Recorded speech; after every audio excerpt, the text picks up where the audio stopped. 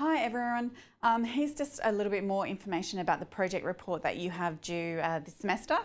So this will hopefully help orientate you a little bit further to the assignment if you had any further questions. So I've summarised this hopefully in as many places as I possibly can. Part A is due on the 25th of March at 4 p.m. Part B is the 26th of April at 5 p.m. and Part C is also the 26th of April at 5 p.m. What this means is please start immediately because you will run out of time.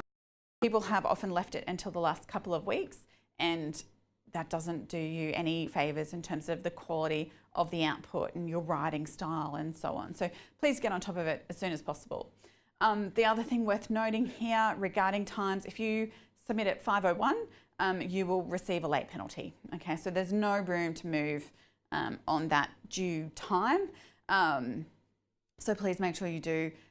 Don't wait until 4:59 to start trying to upload it because you will go over time and you'll lose 5% for what constitutes. There's really no reason whatsoever. Make sure you give yourself at least a couple of hours. Because otherwise everyone will be trying to upload at the same time. It might overload the system because these are quite big reports.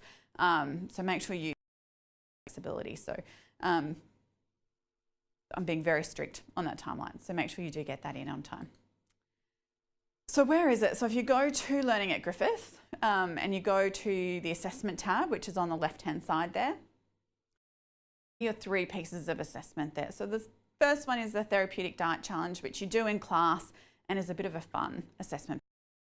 The second one is your project report and the third is the end of trimester exam. So please make sure you go into that assessment section and then in your food service folder you'll find different videos, information, the task descriptions, etc.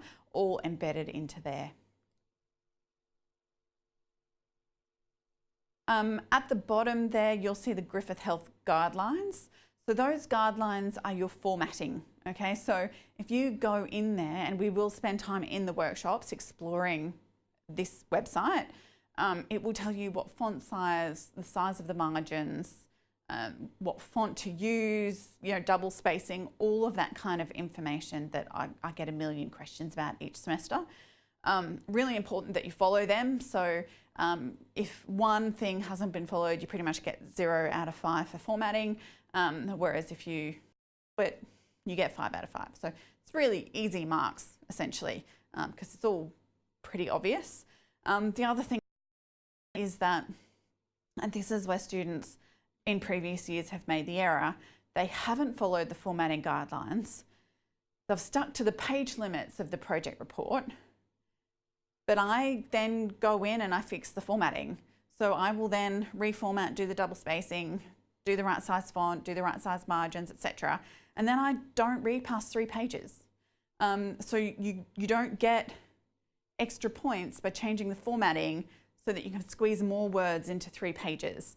I will simply fix the formatting and then still not mark the bits that go over the page limit. So please do that properly. So some general information. So in your assessment folder, you'll find the task description, you'll find the marking criteria and any additional information that comes up. So that includes like the menus, the recipes, etc. So all of that is in that assessment folder. Information that will be added throughout the semester. So in the lectures, at the end of each lecture, I'm happy to allocate 5 minutes of time for you to ask questions about the assignment, clarify anything from within the lecture that might apply to your assignment, clarify anything from the workshop that might apply to your assignment. So take that opportunity to ask me questions. It is all recorded, so anyone that can't attend can then listen to those questions from home. But please, take that opportunity because I give it to you so that anything that's unclear, I can try to make clear. I'm also going to try at some point in these lectures to actually dial into the dietitian out at Chinchilla so that you can ask her direct questions as well that perhaps I haven't been able to answer because I'm not the dietitian at Chinchilla.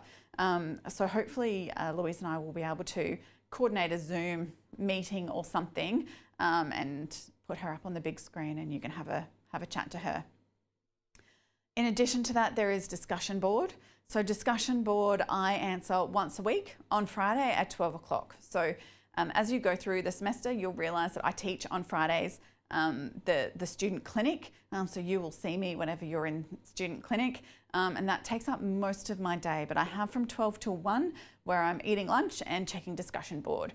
So that's the time that I'm going to be answering your discussion board questions. So please put questions up on there because then everyone can see them. So that means that if a question comes up on Wednesday, I've answered it within 2 business days. If a question comes up on Friday at 2 p.m, then you can put that in discussion board or you can wait until the lecture and you can ask me in the lecture. So you shouldn't have to wait more than a few days to be able to get an answer to any question that you have. I'm also going to have a frequently asked questions sheet folder. So that's when if I'm asked the same questions over and over and over again in lectures and so on, I will then make a frequently asked questions and put it in there and I expect you to check that. Now, before you ask questions, and I understand that questions come to you and you sort of want to ask them straight away, but I do have an expectation that you have gone and actually looked for the answers. So it becomes very obvious if you are behind in your work, if literally in the first minute of a lecture I've answered a question and then you put up on discussion board that exact same question. Like I've answered it, all you have to do is watch the lecture, be up to date with your work, and you will have that information. So please, before you do put things up on discussion board, have a look through previous threads. Someone's probably or could have asked it before. Of course, if the odd duplicate comes up, I'm not bothered. But it's just when, you know, I get the same question 10 times, I'm really starting to expect you to be a little bit more, take more initiative in actually going and seeking the answer yourself. Okay, so general description. So as I've said, you're doing a menu and food service system review of Chinchilla Hospital. The hospital is only about 20 beds, so that just gives you an idea of how long it's going to take in terms of collecting menus and how much food needs to be cooked and so on. It is an acute care setting with a short length of stay and the menu is only 7 days, okay? The malnutrition rates are about 20%, which is the lower end of the state average. So state average tends to be about 20 to 40%. Therapeutic diets to consider are diabetic and low salt, but they are opening up a maternity unit as well. So you need to consider the maternity unit and the 5 beds that they're adding to the hospital and what therapeutic requirements are there for maternity patients. There are very low rates of allergies, so don't take that into consideration. So don't worry about celiac disease or sulfur allergies or peanut allergies or anything else. Just worry about the therapeutic diets I've just mentioned. Forget about allergies and not texture modification either because they buy the food pre-frozen and frozen and pre-packaged and everything. So the current service, so the facility consists of staff who've been working there for, you know, a very, very long time and have their habits in place. Previously, they've been a little bit resistant to change. They don't necessarily like being analysed either. So throughout this process of coming up with this assignment for you, just trying to get the recipes has been and you've got to think about what that means. Are they following the recipes? We don't know. They have recipes there. We've received maybe 90% of them. The final 10% I'm going to keep trying to get, but you may have to make some assumptions around that final 10%, and that's okay as long as the assumptions are reasonable. So there are hiccups when you come across people that are maybe slightly older demographic and have been there for a long time. The current staffing there, so they do have a full-time cook. Now the cook works 6:30 till 3:30, 7 days a week. So obviously there's a full-time cook and then a casual cook that also comes in. There's one full-time equivalent kitchen assistant. So that's someone working, 38 hours a week. The kitchen assistant they have from 9 a.m. till 6 p.m, 7 days a week. So that's one full-time and then a casual. There's an extra assistant that comes in to help with breakfast and washing up in the morning, and they have that 7 days a week. And the cleaning staff can actually help out if required as well. So if they happen to have a really full hospital and things are going a little bit crazy, then the cleaning staff will get pulled in to help out in the kitchen. Sorry, I forgot to delete that next dot point, so please ignore the rehab facility information. I will get rid of that in the when I upload these slides for you. That was the previous assignment that I had planned, which I had deleted. So deliveries. So Drake's Supermarket will deliver the fresh fruit, veggies, milk and bread on a Tuesday. So once a week, Drake will deliver those fresh foods. There is a local butcher that delivers meat on Monday, Wednesdays and Fridays. And Bidvest, who is a major food supply company in Queensland, delivers processed foods and frozen sort of pre-cut veggies and so on Thursdays. So something to be aware of there. If you buy bread at the supermarket on a Tuesday, do you still want to be eating the same loaf next Monday? So consider that when you're developing a new menu. Do you want bread-based foods on maybe the Sunday and the Monday? How long is that bread actually going to be fresh for? What kind of things do you need to take into consideration given you have that information? So the current service is a centralised production system, so it all happens in the kitchen and gets plated up in the kitchen. The meals are ordered the day before in a paper menu card and collected. So the patients will get the menu or the meal card, they'll tick what they want. The kitchen staff will then come around, collect those paper cards and take them back down to the kitchen. And then the next day that food is made. So the meals will then, after being prepared in the kitchen, will then get taken up onto the ward and delivered to the patient in their room. The current dietitian who covers Chinchilla has no specific time dedicated to the food service out there. So she's based in Dalby. She covers outpatient clinics and inpatients across what's called the Western Cluster, which is Miles, Dalby, I think that's Jandowae, and Chinchilla. They also use telehealth and phone consults for patients she can't reach. So she's actually spread quite thinly and doesn't have a lot of time for food service. So what you're doing is actually really helpful for them, and they're very appreciative of the help that you're providing. So the budget, so we've tried asking the food service staff at Chinchilla what their budget is, and the response that we're getting is, well, we just stick to the budget.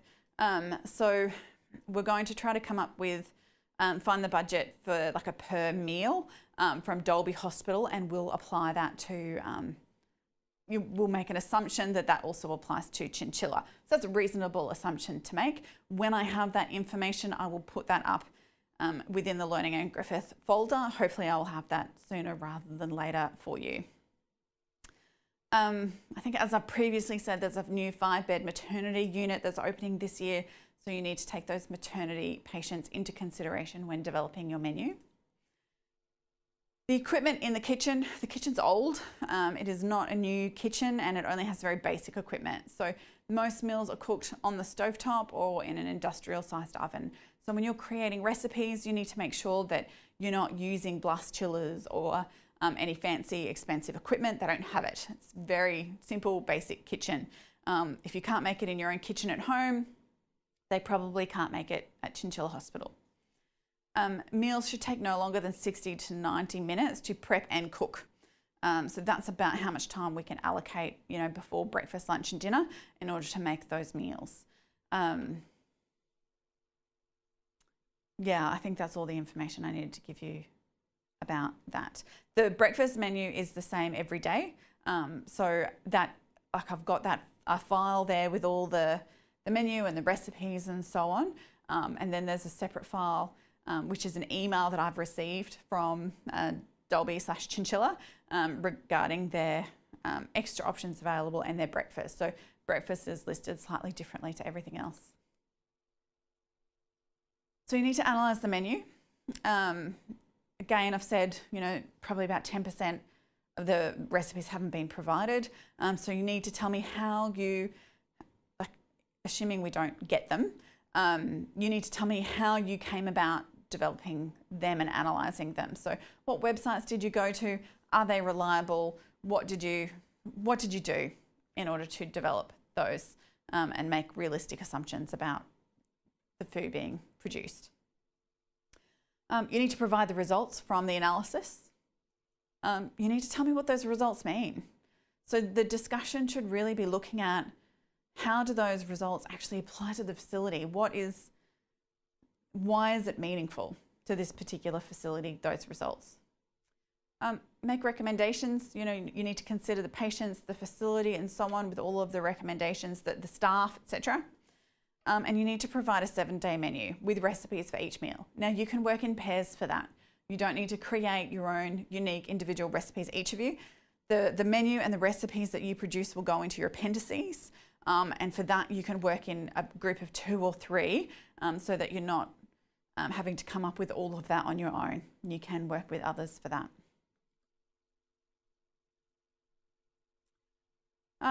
So overall, you need to provide a menu that meets the needs of the patients.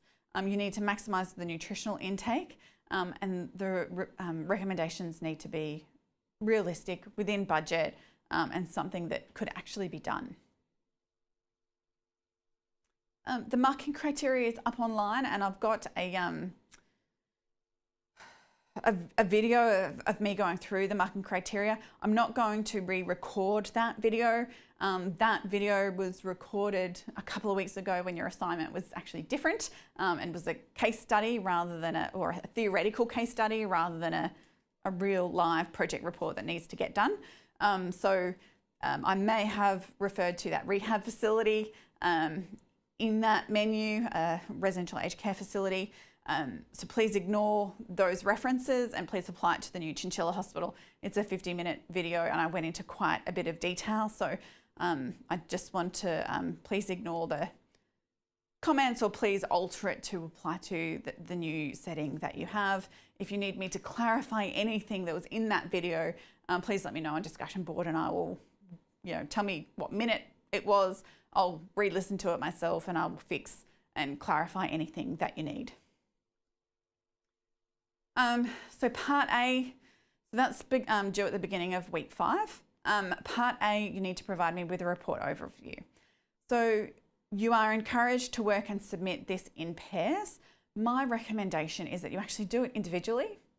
And then the week before or a week and a half, 2 weeks before, find a pair, compare the 2 outlines that you have, combine them. Anywhere where you think something has gone into the wrong place, achieve consensus between the 2 of you as to where you think that that's supposed to go, that piece of information. And then you can submit as pairs. So that just makes it a little bit easier. Hopefully means that you will have more content within your outline. And the more content you have, the more meaningful feedback I can give you. The less content you have, the less information, I can't help you. If you don't give me something to work with, there's nothing I can give you.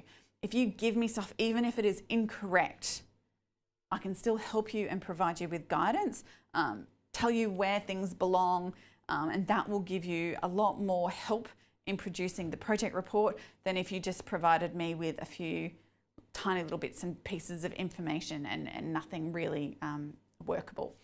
So I do take that opportunity to give you feedback. I hope that feedback helps you with your project report. So even if you don't know, just throw it in there and I will tell you if it's in the wrong place.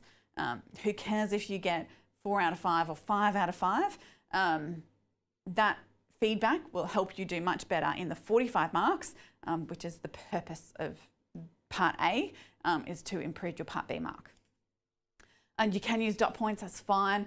They don't need to be full sentences and structured well or anything. I just want to know where you're going to put things so I know that you understand what the different subheadings are and what kind of things are going to go in there, what standards you're going to use to assess the menu and so on. Okay. Part B is due at the end of week 8. So they're the headings. The headings are covered in the marking criteria as well and will be discussed in the workshops. The big thing there is executive summary. So the executive summary is worth 5 marks. So you need to make sure that in there you're going to have subheadings. And one of the really important subheadings is the recommendations. So executive summaries, the purpose of them is to basically sell your project report so that the person who's reading it at the end reads it and goes, I really want to read the rest of the 18 pages of this project report to see if everything makes sense and it's worthwhile making these changes. So that's the purpose of an executive summary, essentially so that, you know, someone can quickly decide whether your report is worth reading or not. So make it really clear, make it well written, and include the bulk of your recommendations in there as well. Part C, so that's you getting the marking criteria, circling the different sections and what mark you think you got out of 5 for each of the headings, and then giving yourself a mark out of 45. So I want to know, did you give yourself 40 out of 45, 30 out of 45, and so on. In the past, this assignment has actually been a must-pass assignment, and someone actually got 20 out of 45. So technically they were failing, but because they did a good job of actually their part C, they ended up getting 25 out of 50, which made them pass. So that's the kind of difference. They were able to accurately predict what mark they were going to get, which was nice for me as well, because if I give someone 20 out of 45, it doesn't make me feel good. However, when I see your marking criteria, if you've given yourself the same mark, I go, well, I'm not giving you anything you're not sort of expecting. And that actually bumped them up to pass. So this extra 5 marks can be quite beneficial in terms of actually passing. This assignment is no longer a must-pass assignment, but please get that done because it really does help, I think, to make sure that you yourself are following the marking criteria as you're doing your assignment. The purpose, again, is that before you submit, you've worked out where you think you haven't produced a good quality report, and you can make improvements if you take that opportunity to make improvements at that point in time. So thank you for that. That covers everything. If you have any further questions, as I say, lectures, discussion board, take those opportunities to ask questions so that everyone has that information. Great. Thanks, guys, and good luck on your project report.